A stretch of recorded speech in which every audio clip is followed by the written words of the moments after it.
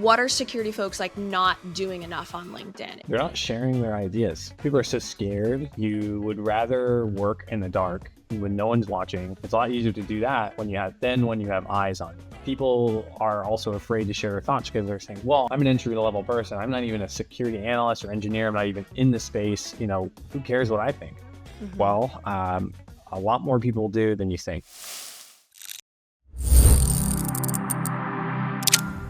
Hi folks, welcome to another Hampton Hangout where we talk about the good, the bad, and the ugly in the cybersecurity space. Guaranteed no filter. I'm Ruby, a principal recruiter with Hampton North, a premium cybersecurity staffing firm. And today we're joined by David Elgut. He's a security specialist who's a mix between a product manager and engineer. Not to mention he's built quite the following on LinkedIn and does a fantastic job of informing his community on the top trends, tips, and events in the cyberspace. So David, do you want to just say hello? Yeah. Hey, how's it going, guys? I'm super glad to be here. Thank you for having me, Ruby, and shout out to Stu and Hampton North and everything you guys are doing over there. Shout out to Stu, the OG. And for the folks who don't know you, but they probably should at some point, do you want to tell us a little bit about you, where you come from, like your journey into security, right? And like where you are now? Yeah, absolutely. So my journey into security was completely, I guess you could say, it wasn't the normal path. The old school path was you do systems administration, help desk, and then work your way into a security place. My background was in sales. I did that for a few years. I was a recruiter and a resource manager for government contracts, and then COVID hit. Like a lot of people in COVID, I got furloughed. So I was, like a lot of good recruiters do, you understand the technical aspect about who you're recruiting for. So I was in charge of cyber and IT people. So I kind of learned the language. My background in college was intelligence. So I had a bit of the, wanting to keep people safe sort of thing, and coupled that with the knowledge that I had gained from being a recruiter in IT and cyberspace. I wanted to dive in further. So, and a lot of people don't like this word, I did the boot camp route, which is a no-no word to some. Worked really well for me because I'm the type of person who I like structure. So I wanted the best way that I can have structure and really kind of dive deep and get hands-on experience, as well as kind of have a large swath of information in the tech space. So I did that for 16 weeks. I treated it like a full-time job. So it was like 40 to 50 hours a week. And then after that, I was able to transition to Graylog, which I've been for about 3.5 years. Like you said, I'm in the product development engineering space. We build a SIM tool. A lot of people know Splunk. We are like Splunk, where we do a lot of the same sort of things. And so that's kind of where I have been for the past 3.5 years, and really loved it. It is, again, not the normal security job. A lot of people think SOC analyst, and we can get into all this today. Mm-hmm. A lot of people think SOC analyst, pen tester, CISO. Those are the only options. But there is a large different options to be able to work in the cybersecurity space. So that's a little bit about me. And I also, you mentioned I have a little of a following. I don't know why people like listening to what I have to say, but I guess they do. I started my LinkedIn journey when I was a recruiter, so I built a bit of connections there. Like I think I got up to like 500, whatever the thing that says 500 plus. 500 plus, yeah. Yeah, so I could look like I actually at least had a network in the community. And then while I was in my boot camp, I knew that LinkedIn was a place where recruiters hung out, because that's where I hung out as a recruiter, and you and the rest of your crew do as well. Mm-hmm. So I decided that every project I was doing, I was going to do a write-up, do a little blog about it, just so that people could see what I was doing. Yeah, 1000%. And I think it's really easy for recruiters in particular, right, to be like, oh, security folks, like you need to have a personal brand, right? I think it's pretty obvious recruiters need their own personal brand. That's a whole different conversation. But with security folks, right, it's hard to get somebody, particularly security engineers, right? Someone who's doing AppSec, CloudSec, someone whose time is so pulled away from like being on social. They may not even have social media, right? So like, what are some of the advantages that you've seen someone who's transitioned to security and also has the recruiting background, right? Like what real successes are you seeing from just having that personal brand? I would say first thing, it's the ability to network online, right? Since COVID, job, I mean, a lot of jobs are online. Like my company is completely remote. So, when I see my people very few, maybe once or twice a year, that's about like the most in-person networking, or if you're going to conferences. But outside of that, I mean, even if you're in an office, you're not really getting to know people outside of your company. So as a lot of people are seeing, 15, 20-year vets at places like Microsoft, you're out of a job. One day you walk in, your badge doesn't work and you're out of a job. You need to figure out how to then get a job. Sure, you might have a lot of experience, but again, as you know, and as a lot of recruiters know, your first place typically is LinkedIn, where you're going to pull candidates from. At least that's what I was doing. And so I'd say the first thing, it's having connections. And right now in the job space, it is everybody knows it's super, super tough to get a job. I would actually say that most just blind applications you're sending out are most likely not going to get seen, or they might get seen and just tossed because you're not exactly what they're looking for. But if you have let's say you have a company X that you want to go to, company X, I know, on LinkedIn, I, have connected with a lot of different individuals. Let's say I know 2 or 3 people at company X, then I can lean on my network to say, hey, could you possibly help me get my resume in front of the right person? Even, getting past that firewall, as people like to say, so your resume isn't sitting in a stack, but it can actually be seen by someone. And maybe someone well enough because you've been engaging with them on LinkedIn, or they can actually advocate for your experience that you have on your resume. Yeah, 1000%. And I think people forget too, like at least from the recruiting side, you can search by first or second degree connections, right? Like you can search by who you're connected to. And that's not to say like, oh, hey, like you only need to be, connecting with recruiters, right? But it's really important for recruiters to see that as well. Cause if a recruiter's doing a good job, they're connecting with engineers, right? They're Right. not just connecting with recruiters themselves. Like that's just useless. So by building out that network, right, of like, hey, engineers who really know folks in the hiring space, or, having that like multiple level degree of connection, I think makes your job a lot easier. It also helps too. I mean, when you're searching for folks, right? Like even from Recruiter or from Premium, you can search someone's public profile pretty easily. Like I see your LinkedIn profile before I see your resume, right? So someone's activity, someone's post, right? Someone's like engagement. That's kind of half the job as the recruiter is we're not just looking at technical skill set. We're looking at, hey, can you communicate? Can you be a part of the culture fit, right? Like there's always the argument that like, why don't more engineers, become recruiters? And it's like, well, a lot of folks don't like the other half of the recruiting, a job, right? They're not in the weeds. They're not always super technical. You have to like filter through people by culture and all these different aspects of it. So cool. That's really good info to have. And then do you have like personal success stories per chance, or like anything cool that's like happened because of LinkedIn? Like has like a cool like CISO reached out to you, or, it could be whatever, but are there stories like that are fun to share? So I have 2 specific stories. The first one is my own. When I was on my initial call with one of the hiring managers at Graylog, and again, like all my experience was a boot camp. So, if you're a hiring manager, you go, okay, this person's a freshie, they only have they have a bunch of, word salad on a resume. So do they actually know what they're talking about?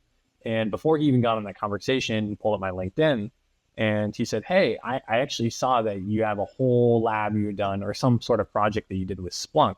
What you talk about in the blog that you wrote, he said there's actually a lot of stuff that we're looking to for the person to do here at Graylog.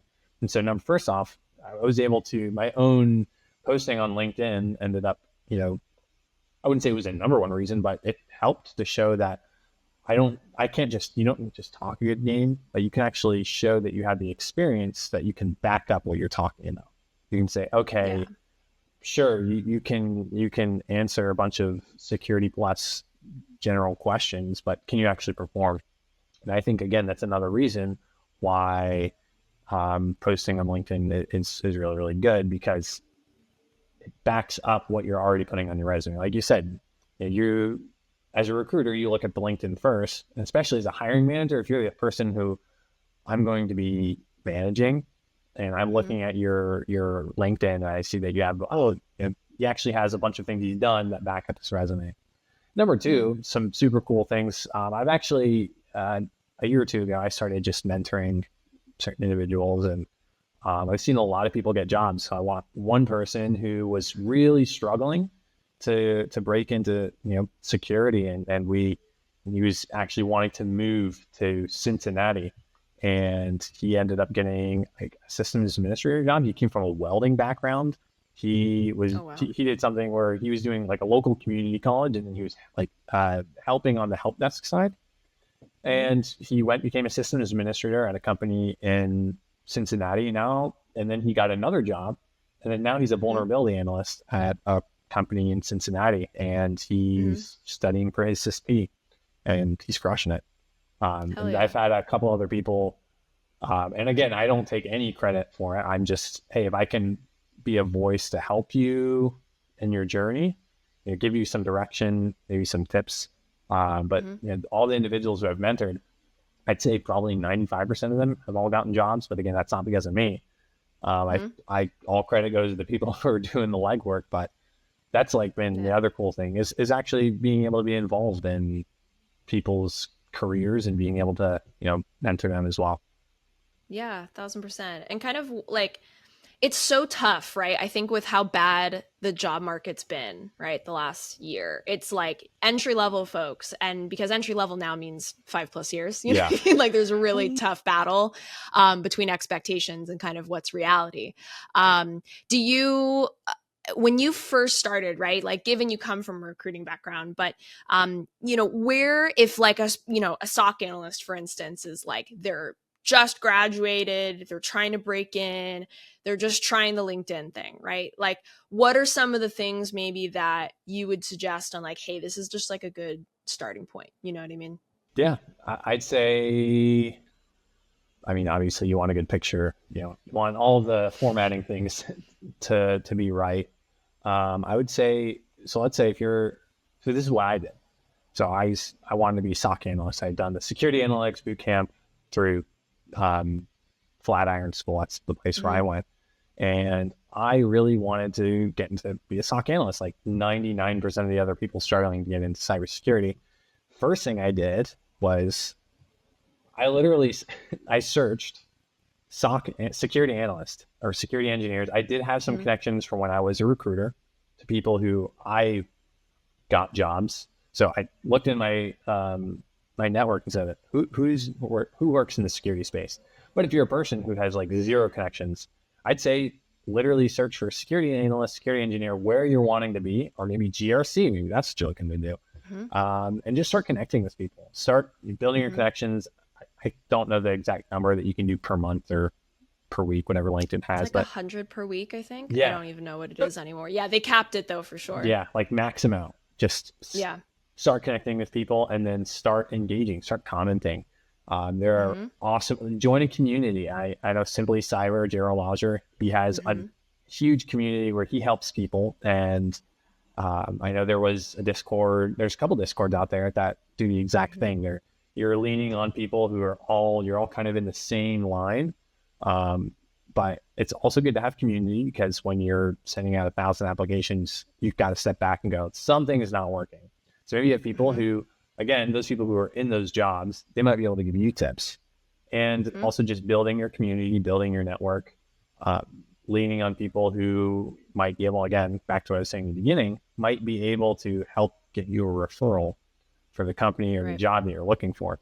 Because like you said, entry level right now is 2 to 3 to 5 years of experience. Very, very few places Mm-hmm. have given me the opportunity, like I had the opportunity to get. You're walking in the door with a boot camp of experience, and they're like, "Hey, we're going to take a chance on you." And Mm-hmm. for a lot of the people who are watching this who are wondering, you know, who just say, screw the system, you know, the system sucks, you know, you should be able to give entry level jobs. Unfortunately, the way the market is most companies, I mean, we're looking at how many layoffs are happening between this year and last year. I mean, even just in the past 2 months alone, most companies don't have the capital to be able to go, you know what, we need to really secure our network, and we want to bring in a senior person, but we're also going to take a chance on someone who has zero experience, because typically they're like, Mm-hmm. I don't know, the ROI on that person, it won't give us the proper return. Mm-hmm. Yeah. But yeah, I would say like building your community, leaning on people who are in your network, and then start just posting. So if you do Hack the Box, or you try Hack Me, just do write-ups. Mm-hmm. I'd say if you don't just like get the certifications that you're looking to study for, master the knowledge, Mm-hmm. because you have to really understand what you're doing to be able to do the job that you're looking to get. Yeah, 1000%. Yeah, I was gonna say, I was like, I think where people have a huge hesitation is they're like, well, I don't really want to post, right? Like they don't really want to put their own ideas out there. I mean, you see it all the time, people's headlines, like, all my opinions are not, of my employer, blah, blah, Right. blah. And it's like valid, totally, Yeah. totally true. But I think if you're getting started, you're like, hey, you want to build those connections, right? You have to be putting your own ideas out there. People don't want to be connected with folks that typically aren't posting, to be honest, right? That aren't engaged, that aren't in it. Recruiting is a little bit different because it's like I'm trying to, build a pretty vast network. So that's fine.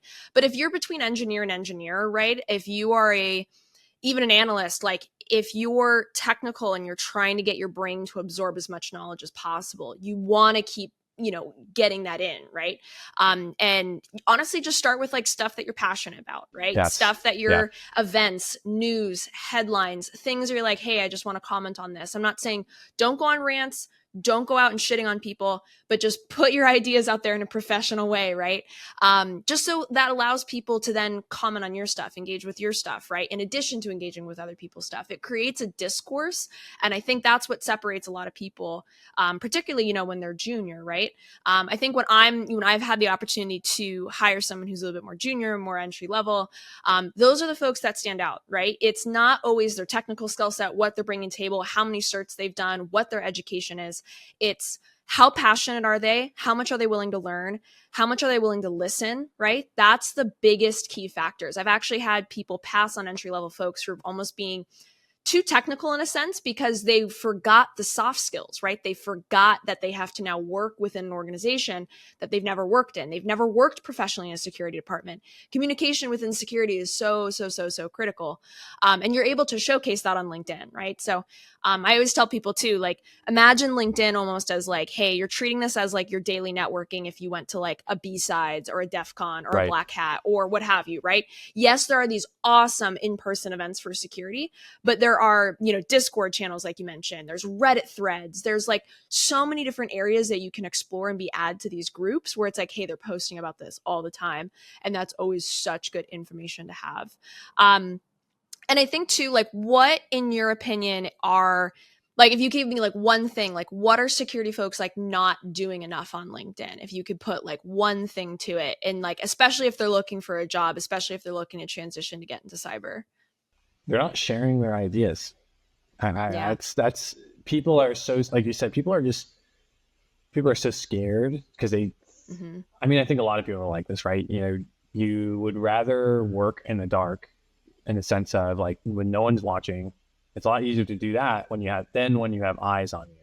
So people are also afraid to share their thoughts because they're saying, well, I'm an entry level person. I'm not even a security analyst or engineer. I'm not even in the space. Who cares what I think? Mm-hmm. Well, a lot more people do than you think, Mm-hmm. because, how can I tell as a hiring manager, right? How can I tell that you really understand and you fully grasp security events that are happening, different CVEs that people get discovered on, and yeah, if you just Yeah. share your thoughts on it, that can really go a lot further. And again, just posting on LinkedIn opens up so many opportunities, because Mm-hmm. if you really really are passionate about GRC, and Mm-hmm. you're studying and you're posting about it and you really understand, you really know how to write good reports, someone might see that and pick up on that. Or someone might go, hey, Mm-hmm. I know you're looking for a job. I heard in conversation that so-and-so's company is actually about to open up a job. Why don't I just get your resume over to them? Because you really fully understand this concept and this subject. And also to touch Mm-hmm. on something that you were talking about, a lot of people, so if you're a stock analyst and you're in a job, and let's say you just got your job and it's your first one, Mm-hmm. you might say, well, I need to go, nose to the grindstone and really, do my work, and that be my only focus, right, for the next 6 months. Okay, maybe Mm-hmm. for a couple months you really need to goes down to work, Mm-hmm. but 2 years go by and you get laid off for whatever reason, or a company gets bought out and they cut you. Mm-hmm. um, if you would have spent all that time networking, and if you would have spent all that Mm-hmm. time posting about maybe things you're passionate about, or just engaging with people, you might have a lot more opportunities to lean on than not doing anything for 2 years. Your LinkedIn's really stale. Maybe you don't even have your new job on there. Maybe you have no summary or anything. Then you're going to really be doing a lot of legwork. And this is where a lot of people kind of get this building a brand thing wrong. A lot of them say, well, I don't have the time to do that because I need to be making money because I have a Mm-hmm. family to support. And I say Mm-hmm. 100% understand. So that's why I always tell people, do it while you have a job. Mm-hmm. Start networking while you have the security to lean on, so that you don't have to be spending 10 hours on LinkedIn applying to, 200 jobs a day, getting Mm-hmm. just rejected every single time, and you have no community to lean back on. Mm-hmm. Yeah, 1,000%. Yeah, I was going to ask you kind of what areas, like, you can't really quote unquote like future proof yourself, right? But I think there's areas where I see all the time where, particularly in this last year, where it's like, hey, I haven't looked for a job in like 10 years. They just haven't needed to, right? Like, even through COVID, they were remote working before COVID, right? Or things like that. Folks who are more senior, right? They get stuck. And it's really unfortunate because they have these great skill sets, but now it's like, okay, all of my networks, all of my connections are from 10 years ago. Like, you haven't even opened the app in 10 years. And so having to restart that is incredibly difficult, right? It just takes more time. You're getting like the brute leg of kind of all of that work up front. And I would recommend to people, like, hey, if you like don't like LinkedIn, you don't like socials, you don't like posting, spend like 5-10 minutes a day. Yeah. If you're active hunting, just start with the bare minimum, do it, be done with it after 10 minutes, set a timer on your phone, and just get it done. Because you don't want to be in that position, like you mentioned, where it's like, hey, you all of a sudden, you get hired and great, and stuff gets busy. It's so easy to kind of let other stuff get in the way. And that's valid, right? Yeah. You got a family, you got kids, you got school pickups, you got all these different things. But it's like, look, the fastest way that you can find a job right now is virtually, right? Like, we did get one mail-in resume at one point in time in Hampton North, so we have gotten those at a time, but largely it's going to be digital, Right. and you really want to keep that in mind, I think, when it comes to that networking, for sure. Anything else you want to add, David? Anything else that you want to talk about? Anything you want to share? Yeah. I would say, just kind of on that whole topic, I mean, I know people who, and no one's saying that, if you're not building a career, a side hustle on LinkedIn through whatever means, whether it's coaching people or, whatever, like, no one's saying that that's what you need to do. No one's saying that you need to go out and get 100,000 followers on LinkedIn and then, build your brand and then sell something. I mean, Yeah, don't sell anything. no, I Please don't.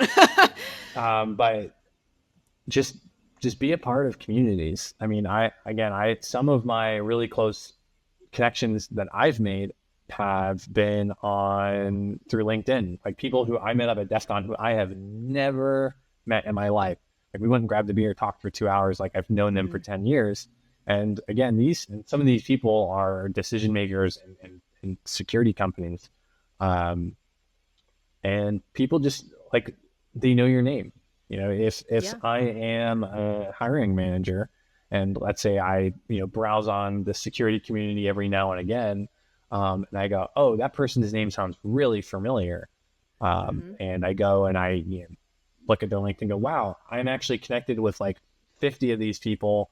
One of those people actually is a really good friend of mine from a company I worked with 5 years ago. Let me go talk to them maybe they have something good they can say about you. And but yeah, I mean, there's so many opportunities open from just engaging with people. I mean, like, for example, I get to come on here and share my thoughts, Mm-hmm. to y'all's audience, and I wouldn't have had that opportunity if I wasn't engaging in communities and on LinkedIn.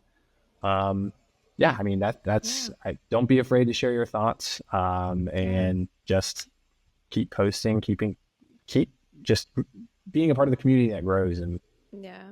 Yeah, absolutely. And yeah, to add, so I think with this is like an overarching statement, I think with security. If you're in security and trying to break into security for the money, it's probably not the right job. yeah, Right? Like there's money in it. There's some awesome folks. Sorry for the dog that's coming through. But it's important to recognize that, like, yeah, there's the folks that are at, Meta and Apple and at these crazy AI programs, right, that are making like 2 million total comp, right? Insane levels of money.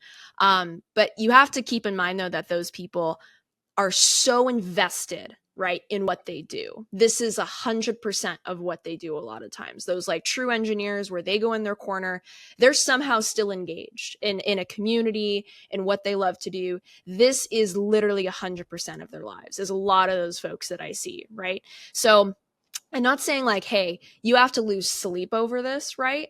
But you have to recognize that what the security community means is that you have to be invested. You have to show it respect. You have to want to do this, right? You have to want to absolutely do this. And some people consider it an necessary evil kind of thing, and that may be true. But at the end of the day, it's like, if you love it, it should be pretty easy, you know what I mean, to start investing, in yeah, yourself, really, and giving it back as well. yeah, Um, and I think that's like a pretty note to end on. So thank yeah. you, David, again for joining. And if you guys have any questions, just comment in below. So